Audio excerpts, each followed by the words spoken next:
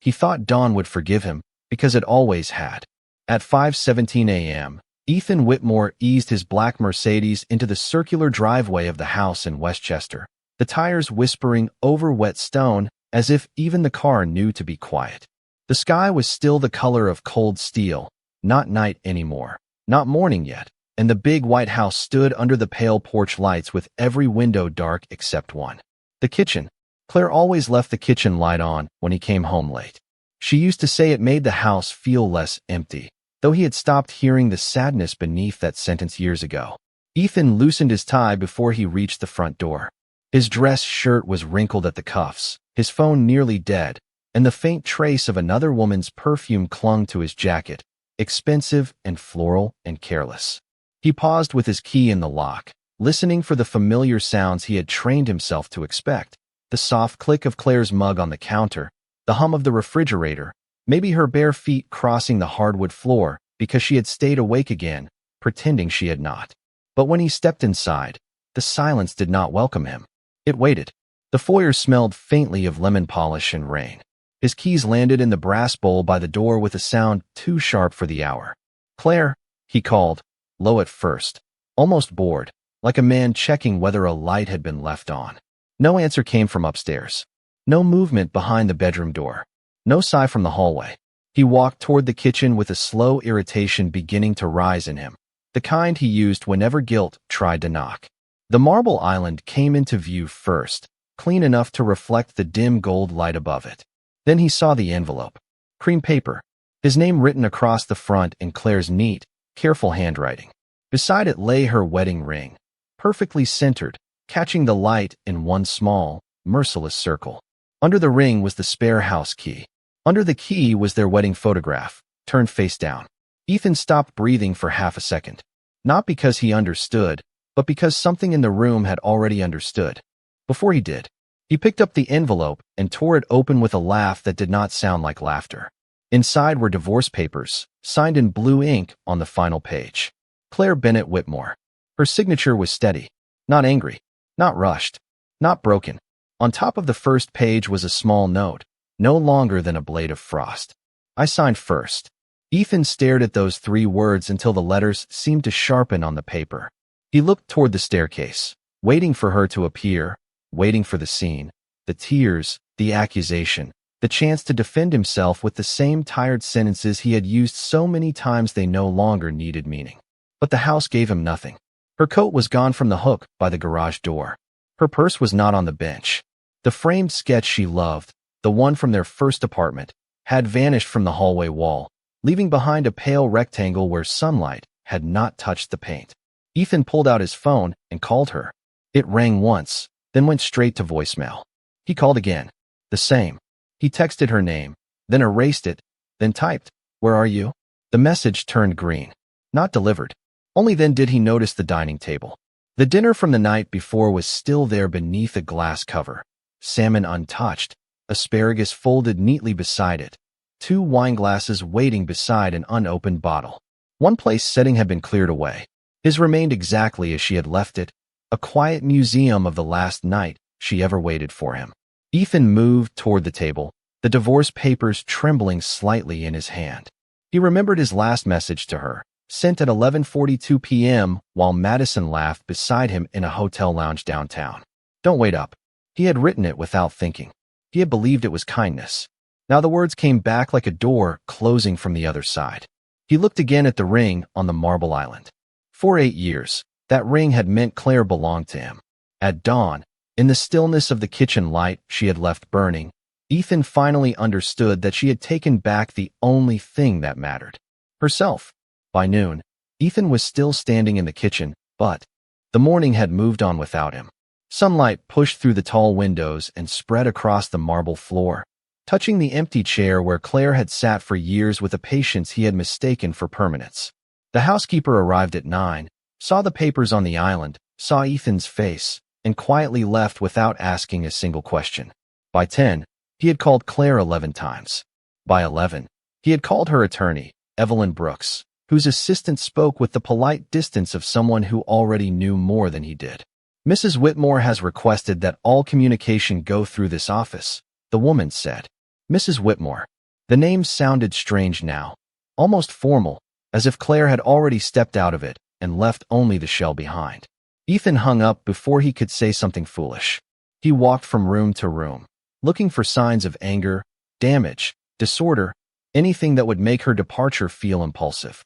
But Claire had left the house with the same care she had given everything else. The linen closet was folded. The guest bathroom had fresh towels. The orchids on the breakfast table had been watered.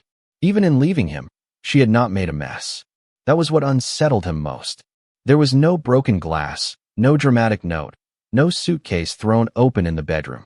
There was only absence, arranged so neatly it became impossible to ignore. In the bedroom, her side of the closet had been cleared with surgical calm. The designer gowns he had bought her still hung there, expensive and untouched, like costumes for a woman she had never wanted to become. What was missing were the small things. The navy sweater she wore on rainy Sundays, the worn leather tote from before their marriage, the pair of running shoes by the balcony door, the old sketchbooks he once teased her for keeping. Ethan opened the drawer where she used to store her jewelry. Diamonds glittered back at him under the velvet lining, necklaces from anniversaries, earrings from apology dinners, bracelets purchased after arguments he did not want to finish. She had left them all. At the very back of the drawer, there was an empty space where one thing should have been, a small silver locket that had belonged to her mother. Claire had taken memory, not money.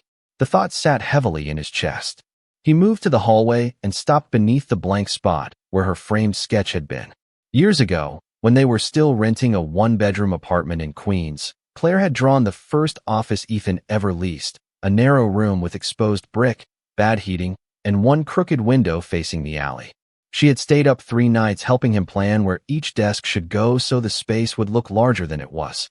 When payroll ran short that winter, she quietly sold the gold bracelet her grandmother had given her and told him she had picked up extra design work. He found out much later and promised he would never forget it. Then success came, and he forgot with the ease of a man surrounded by applause. He remembered the first investor dinner at a steakhouse in Manhattan, where Claire wore a black dress and spoke carefully about lighting, space, and the feeling a room gives people before they trust the person inside it. The investors loved her. Ethan had laughed afterward and said she could charm a wall into opening. But as the years passed, he began leaving her out of those rooms. Not all at once. Never in a way that looked cruel from the outside. First, he said business dinners would bore her. Then he said clients preferred a sharper image. Then he started arriving with Madisonville, calling her part of the public relations team, though everyone at the table understood the kind of smile that did not belong in a meeting. Claire understood too. She would stand beside Ethan at charity galas, pale champagne in her hand, while people complimented the life she had helped build and looked past her as if she were part of the decor. He introduced her as his wife, but his eyes were already moving elsewhere. In photographs, she was always half a step behind him. Ethan used to think that meant she was loyal. Now, in the hallway of the house she had left behind, he wondered how long she had been disappearing in plain sight. His phone buzzed. A message from Madison appeared on the screen, light and casual, asking if everything was all right after last night. Ethan did not answer. He looked back toward the kitchen, where Claire's ring still rested beside the signed papers. For the first time, he saw the last 8 years differently. Not as a marriage that had suddenly ended, but as a door that had been closing inch by inch while he stood with his back to it, certain she would always keep it open. Claire had not left in a storm. She had left in the hour when the world was quiet enough to hear a woman choose herself.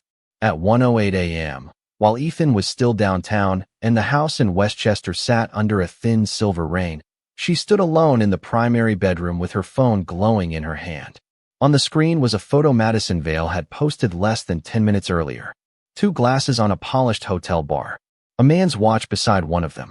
The watch was unmistakable, brushed steel with a navy face. The anniversary gift Claire had chosen for Ethan after their 5th year of marriage. Under the photo, Madison had written, "Some people only come alive after midnight." Claire looked at the caption until it blurred, not because tears came, but because something inside her finally stopped reaching for an explanation. For years, she had made excuses out of silence. Long meetings, important clients, stress, the pressure of success. She had folded each excuse carefully, and placed it over the truth like a tablecloth over a cracked surface. But there are moments when a woman does not need a confession. She only needs the last small insult to land in the exact place where hope used to live. Claire set the phone down on the bed. The room around her was beautiful in the way expensive rooms can be beautiful without being warm. Cream walls, custom drapes, a king-sized bed made with sheets Ethan had never noticed. On the dresser stood a silver-framed wedding photo from 8 years earlier.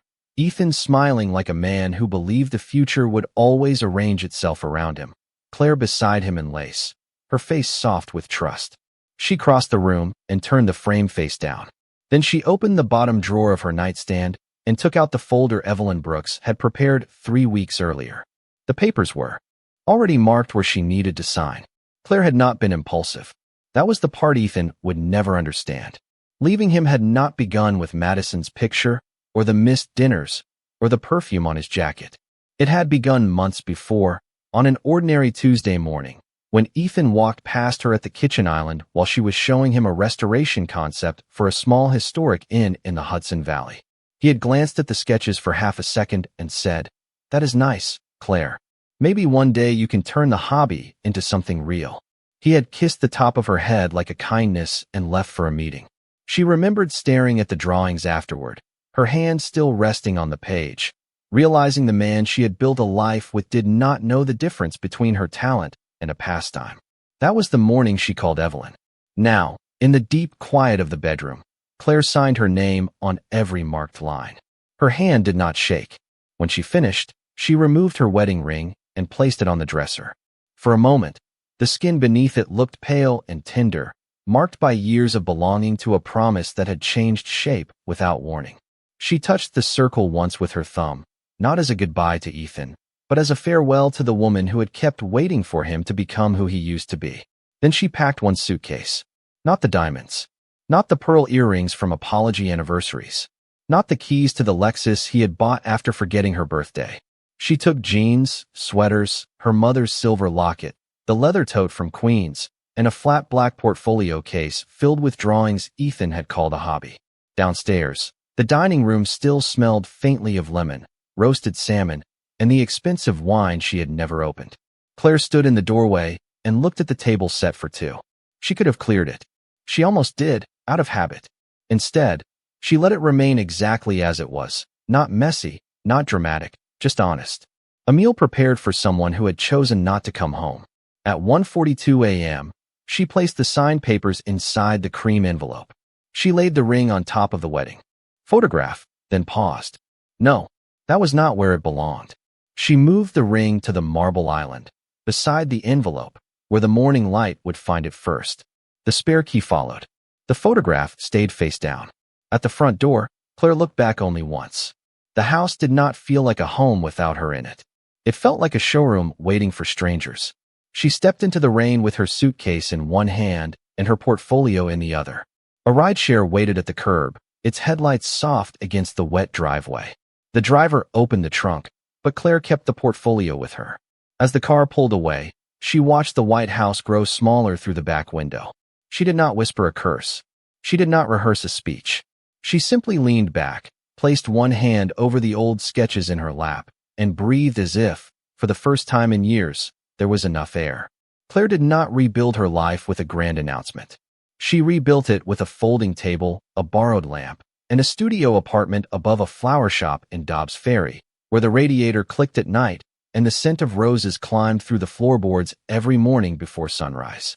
The first week after she left Westchester, she woke up too early out of habit, her body still listening for Ethan's car in the driveway, still bracing for the quiet disappointment of another empty side of the bed. Then, slowly, the silence changed. It stopped feeling like abandonment and began to feel like space. Her apartment was barely 700 square feet, with old hardwood floors that sloped near the kitchen and windows that rattled when the wind came off the Hudson River. But Claire loved the honest smallness of it. Nothing in that room pretended. The coffee table had a scratch across one corner. The sink took a full minute to run hot. The closet could not hold even half of the life she had left behind, and that was fine, because most of that life had never really fit her anyway. On the third morning, she made coffee in a chipped blue mug, opened her portfolio across the folding table, and wrote her maiden name at the top of a blank page. Claire Bennett. The letters looked unfamiliar for only a second. Then they looked like home. She started with small jobs, the kind no one in Ethan's world would have noticed. A bakery in Tarrytown wanted warmer lighting and shelves that made the narrow room feel wider. A pediatric clinic in Yonkers needed a waiting area that did not make children feel afraid. A retired couple in White Plains asked her to redesign their sunroom so it could hold both houseplants and grandchildren without feeling crowded. Claire listened to each client the way she wished someone had listened to her. She measured walls, studied morning light, chose paint colors with names like soft linen and river mist, and stayed late to make sure every chair, lamp, and window treatment belonged to the people who would live with them. At night, she returned to the apartment with sore feet and dust on her sleeves, ate soup from a paper container, and worked until the city outside faded into darkness. She did not post about healing. She did not tell the world she was strong. She simply kept showing up for the work. Some days, grief arrived in ordinary places. It found her in the cereal aisle when she reached for Ethan's brand by mistake. It touched her shoulder when a restaurant hostess asked if the reservation was for two. It sat beside her when she received another formal email from Evelyn Brooks about asset division and legal timelines. But grief no longer owned the room. Claire had given it a chair, not the whole house. One afternoon in late October, after finishing the bakery project, she stopped by a small print shop to collect new business cards. The owner handed her a cream-colored box tied with brown string. Claire opened it on the sidewalk beneath a maple tree shedding red leaves over the curb. Claire Bennett Design Studio. No husband's name. No borrowed reputation. No title granted by marriage. Just her name, printed in deep charcoal ink, steady and clean. She held one card between her fingers for a long time, feeling something quiet unlock inside her. That evening, the bakery owner called to say a customer had asked who designed the space. The customer was connected to a restoration project in the Hudson Valley, something larger than anything Claire had touched in years. A historic inn called the Bellamy House was being brought back to life, and the owners wanted someone who understood how to preserve the soul of a place without turning it into a museum. Claire stood by her apartment window while the flower shop downstairs closed for the night, watching the owner carry buckets of unsold lilies inside. She could have said she was not ready. She could have let old fears speak in Ethan's voice, calling her work a hobby, calling her ambition inconvenient, calling her dreams too delicate for serious rooms. Instead, she looked at the business card on her table, at the portfolio case leaning against the wall, at the life she had begun building inch by inch with her own hands. Then she said yes. The next morning, she took the northbound train along the river with a wool coat buttoned to her throat, her sketches in her lap, and sunlight breaking over the water beside her. For the first time in years, Claire was not traveling away from something. She was on her way toward herself. The Bellamy House stood at the end of a gravel drive in Rhinebeck, 3 stories of weathered brick, black shutters, and ivy that had climbed almost to the roof line, as if the building had been trying to hide from time. Claire arrived just after 9 in the morning, carrying her portfolio under one arm and a measuring tape in the pocket of her wool coat. The air smelled of damp leaves and sawdust. Beyond the back lawn, the Hudson River moved quietly under a pale November sky, wide and gray and patient. A contractor pointed her toward the main parlor, but Claire stopped in the entryway first. She did not rush into the room with opinions. She listened. Old houses spoke in small ways, through the give of a floorboard, the shape of light against plaster, the draft that slipped beneath a door and told the truth about what had been neglected. The Bellamy House had been grand once, but not loud. It did not need gold fixtures or polished marble to impress anyone. It needed someone to remember its dignity. Claire was kneeling near a tall arched window, studying the way morning light fell across the worn pine floor, when a man's voice came from behind her. Most designers start with the chandeliers. She turned and saw Nathaniel Grant standing in the doorway, wearing a charcoal overcoat and no visible impatience. He was not what she expected from the private investor behind a multi-million-dollar restoration. No entourage, no loud watch, no performance of importance. Just a tall man with silver at his temples, calm eyes, and a folder tucked beneath one arm. Claire rose, brushing dust from her knee. "Chandeliers are easy," she said. "Light is harder." Nathaniel looked past her to the window. then back at the floor where she had been measuring the sun. Explain that. There was no challenge in his tone, only interest. Real interest. Claire had almost forgotten what that sounded like. She opened her portfolio on a covered work table and showed him the sketches she had drawn on the train. The parlor restored with softer wall color, the original millwork preserved, the heavy drapes replaced with linen panels. The reception desk moved away from the center so guests would enter and see the river before they saw a credit card machine. Nathaniel listened without checking his phone. He did not interrupt to prove he understood. He let silence make room for her thoughts. When she finished, he turned one page back to her drawing of the entry hall. You kept the old staircase. Of course. The last firm wanted to replace it. They said it made the lobby feel dated. Claire glanced toward the staircase, its banister dulled by generations of hands. It is dated. That is the point. People do not come to a place like this to feel as if it was built last Thursday. For the first time, Nathaniel smiled, not broadly, but with recognition. And the cracked tile by the fireplace? We repair it. We do not erase it. Why? Claire rested her fingertips lightly on the edge of the drawing. For a moment, she saw more than tile.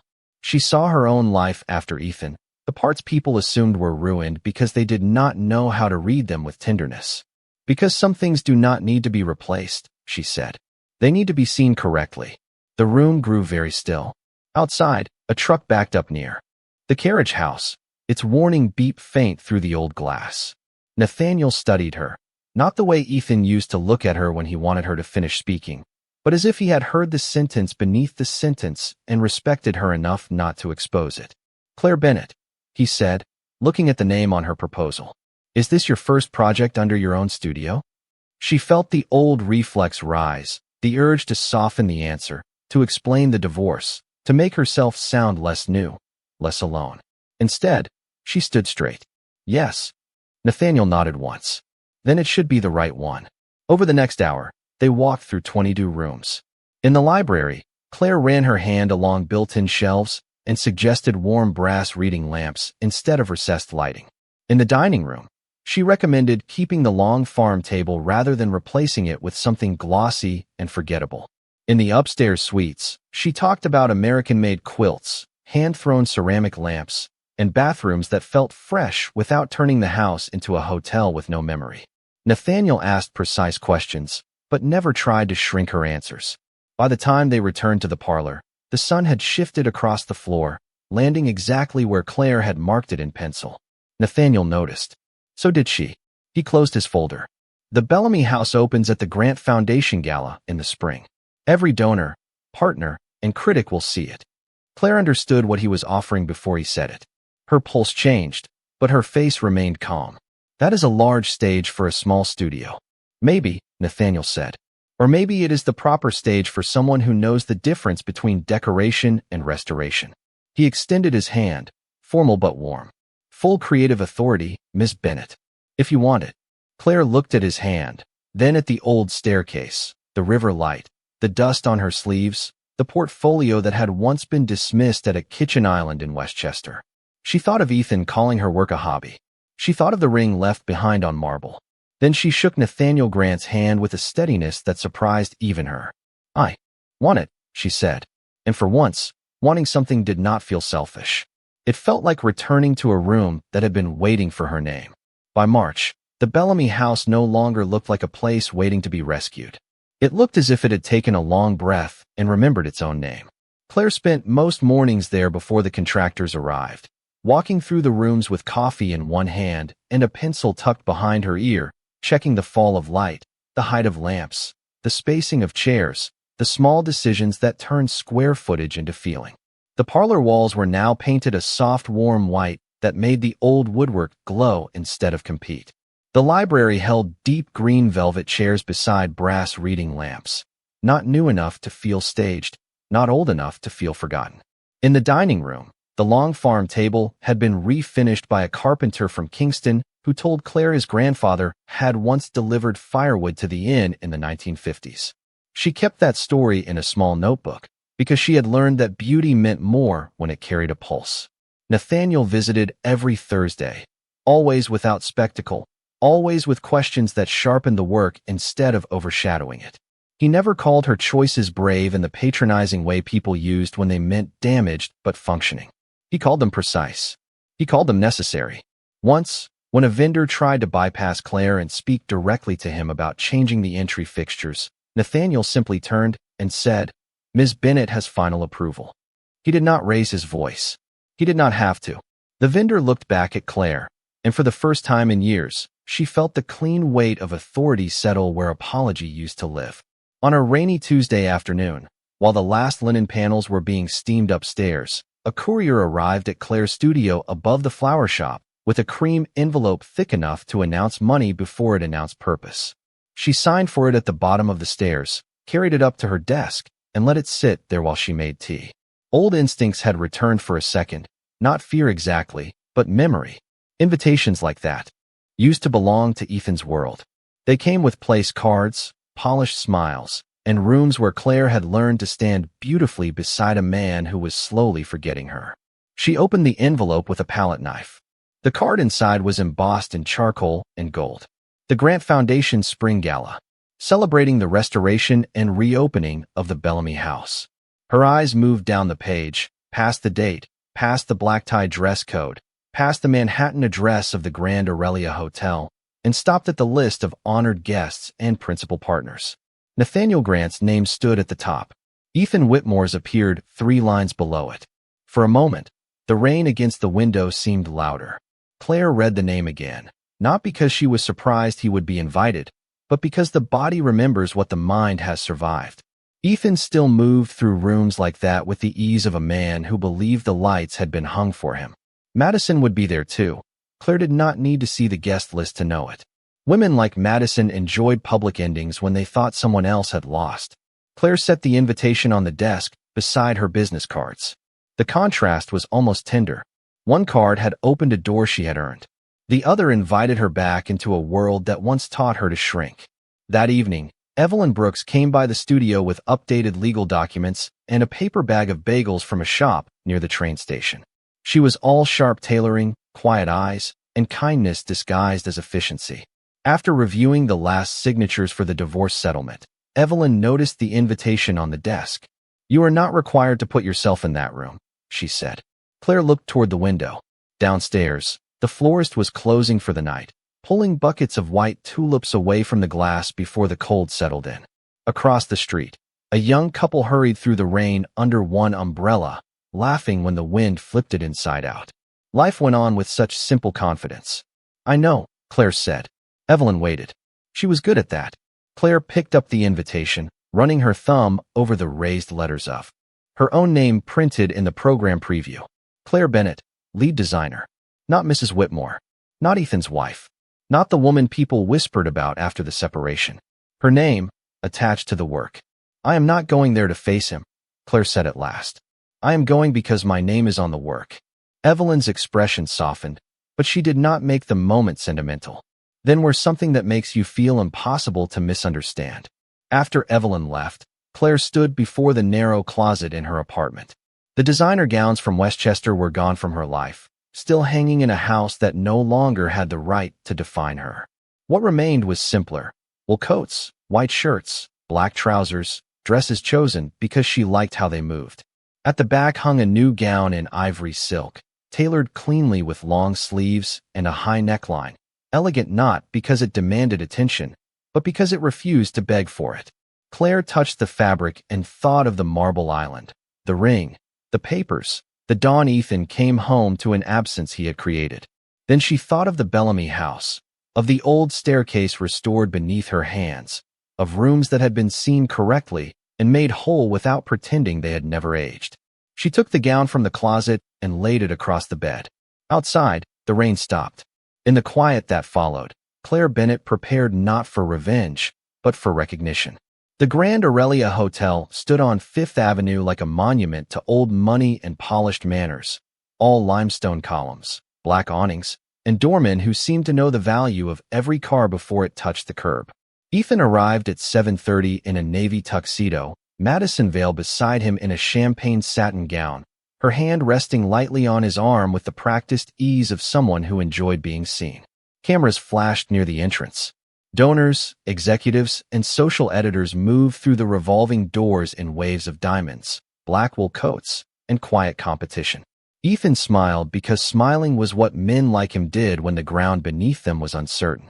His company had been under pressure for months, though he had kept the worst of it hidden beneath tailored suits and confident conversations. Tonight mattered. Nathaniel Grant would be here. Grant Holdings had the kind of capital that could save a firm or let it sink, and Ethan had spent half a year trying to get a private meeting with him. Madison leaned closer as they crossed the lobby. "Relax," she said softly. "You look like you are going into a deposition." Ethan adjusted his cuff links and gave a short laugh. "I am just here to make the right impression." What he did not say was that every impression had felt wrong since Claire left. The divorce was almost final. The house in Westchester had become too large, too white, too quiet. Some mornings, he still found himself looking toward the kitchen light before remembering there would be no one there. Then he would touch the inside pocket of his jacket, where he had carried Claire's ring for months in a small velvet pouch, as if keeping it close could keep the ending unfinished. The ballroom doors opened, and warm light spilled across the marble corridor. Inside, the gala glittered with restraint, tall arrangements of white tulips, silver candles, a string quartet near the windows, waiters moving through the crowd with crystal glasses of sparkling water and champagne. A large screen stood behind the stage, covered for the moment by a curtain of dark blue velvet.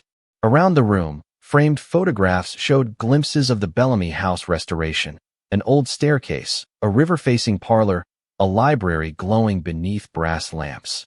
Ethan glanced at the images politely, then turned back toward the crowd, scanning faces for Nathaniel Grant. That was when he saw Claire. She stood near one of the tall windows, alone for the briefest second, wearing an ivory gown so simple it made every jeweled dress around her look slightly loud. Her hair was swept back softly. Her neck was bare. No diamonds. No wedding ring. No sign that she had dressed to wound anyone. She looked calm, and that calmness disturbed him more than tears would have. Madison saw her a moment later. Her fingers tightened on Ethan's sleeve, just enough to be noticed. "Well," she murmured, her smile sharpening. "I did not know. They invited former spouses." Ethan ignored the remark, though heat rose beneath his collar. He moved toward Claire before deciding to, carrying with him the old confidence of a man who had once believed his arrival could change her breathing. Claire turned as he approached, not startled, not softened, simply aware. "Claire," he said. Her name came out quieter than he intended. "I did not expect to see you here." She looked at him with eyes he used to think he understood. "Neither did I," she said. "But life is generous that way." Madison stepped beside him, bright and careful. "It must be brave, coming here after everything." Claire looked at Madison's hand on Ethan's arm, then back to her face. There was no anger in the glance, which somehow made it worse. "Bravery is often mistaken for the absence of shame," Claire said. "Sometimes it is only the decision not to carry what belongs to someone else." The air between them tightened. Ethan opened his mouth, but before he could answer, the lights in the ballroom softened. The string quartet faded into silence. Conversations lowered.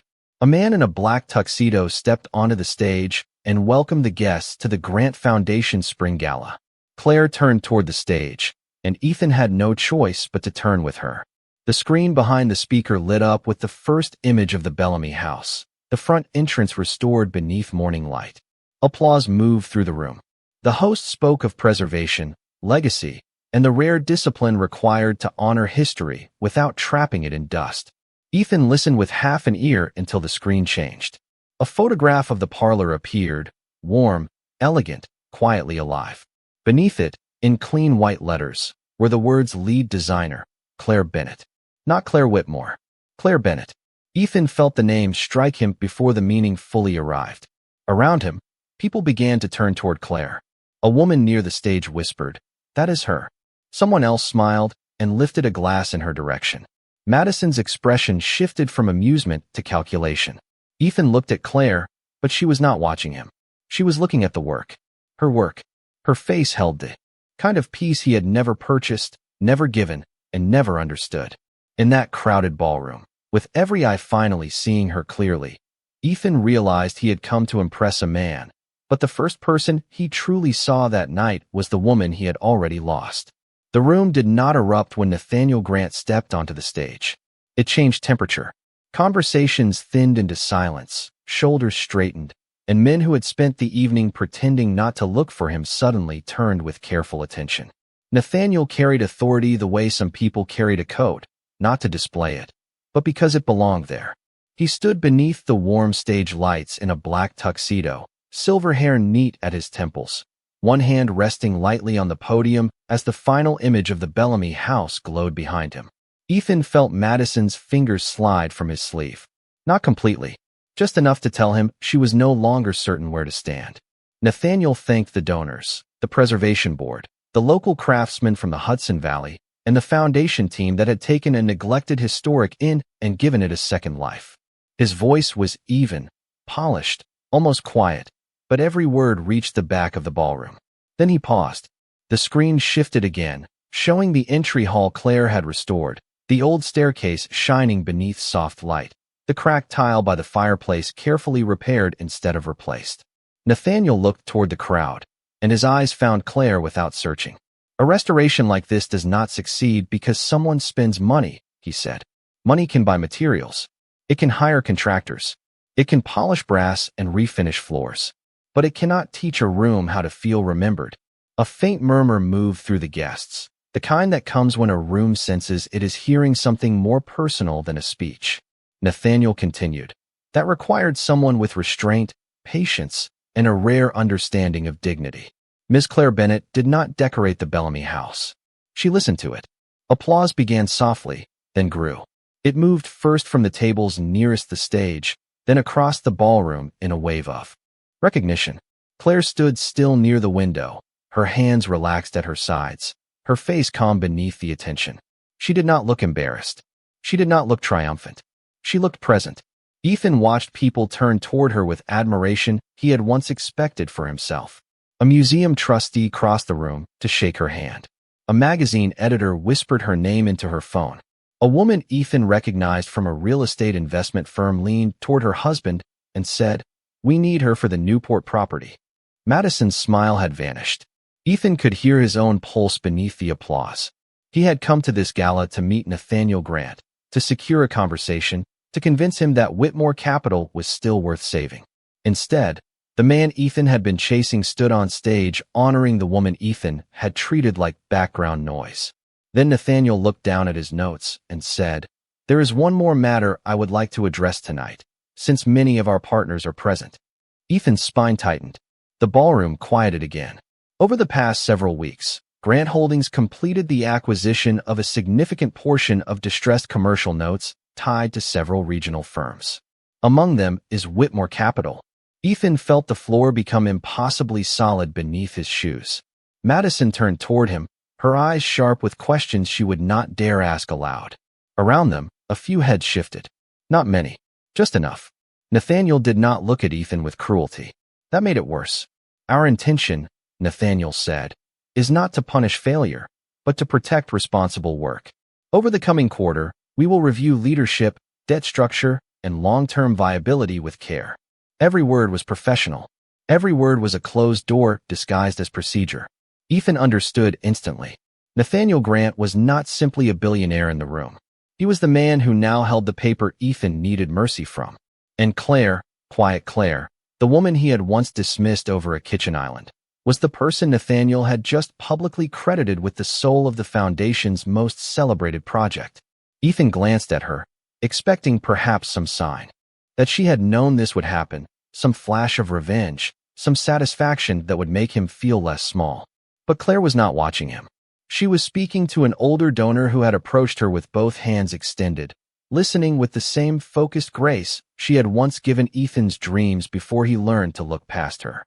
Nathaniel stepped down from the stage a few minutes later, and the crowd parted for him without being asked. He went directly to Claire. Not possessively, not theatrically. He simply arrived beside her as if respect had a natural direction. "Ms. Bennett," he said, offering his arm as photographers gathered near the restored images on display. "The press would like a few words from the person who made tonight possible." Claire looked at him, then at the cameras, then at the room that once might have made her feel exposed. She accepted his arm with a small nod. Ethan stood several feet away, the velvet pouch in his inside pocket suddenly heavier than metal should be. Madison whispered his name, but he did not answer. Across the ballroom, Claire Bennett stepped into the light, not as someone's abandoned wife, not as a scandal people could soften with pity, but as the architect of her own return.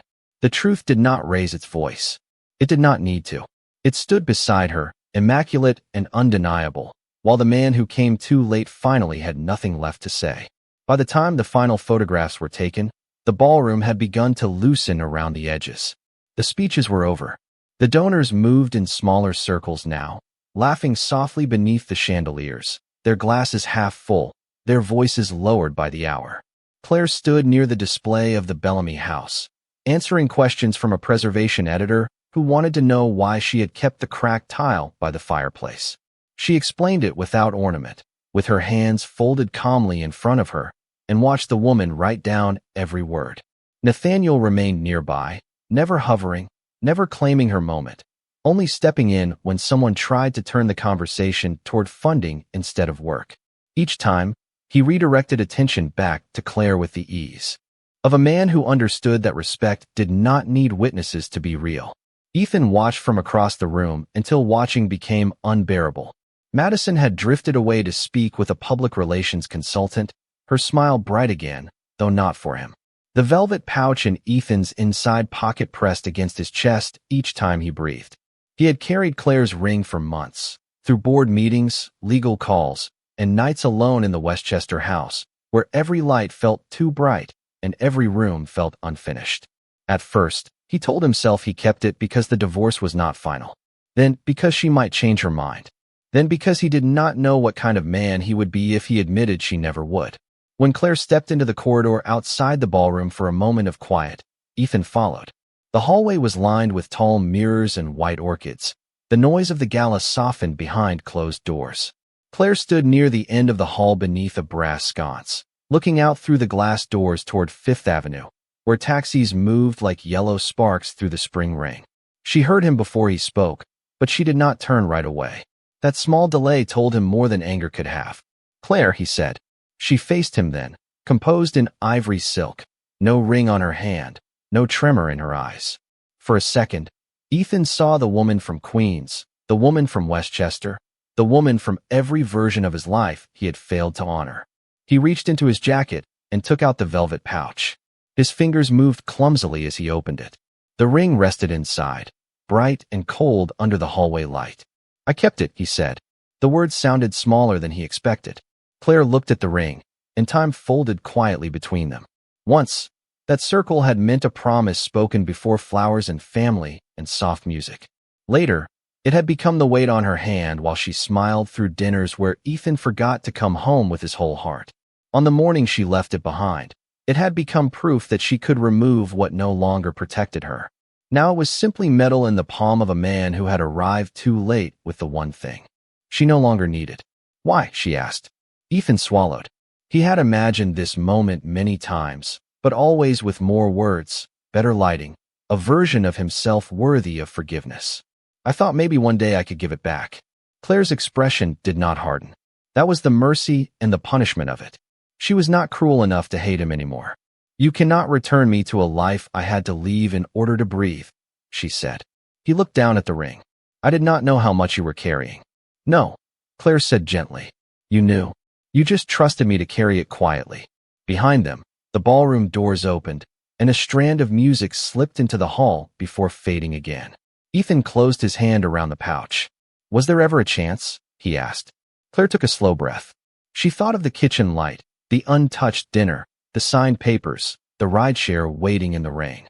She thought of the first morning in the apartment above the flower shop, of her name printed on business cards, of the Bellamy House standing restored beneath river light. "There were many chances," she said. "You noticed the last one because it was the first one that cost you something." He had no answer for that. At the far end of the corridor, Nathaniel appeared near the ballroom entrance. He saw them and stopped, giving Claire the space to finish a conversation that belonged to her. He did not step forward. He did not rescue. He trusted her silence, and somehow that made Ethan understand what respect looked like when it was not trying to own anything. Claire glanced toward Nathaniel, then back at Ethan. "You can keep the ring," she said. I kept the lesson. Ethan's face changed, not dramatically, not enough for anyone passing by to notice, but enough for the man inside him to finally lower his hands. Claire turned and walked toward the glass doors. Nathaniel joined her only when she reached him, offering his arm without a word. She took it, not because she needed help walking, but because walking beside someone no longer required disappearing. Outside, the rain had stopped. The pavement shone beneath the city lights, and the air smelled clean in the way New York sometimes did after a storm, brief and beautiful and almost undeserved. Claire stepped out of the Grand Aurelia into the cool spring night with her name, her work, and her future intact. Behind her, Ethan remained in the hallway holding a ring that no longer opened any door. She had not left to punish him. She had left to become free.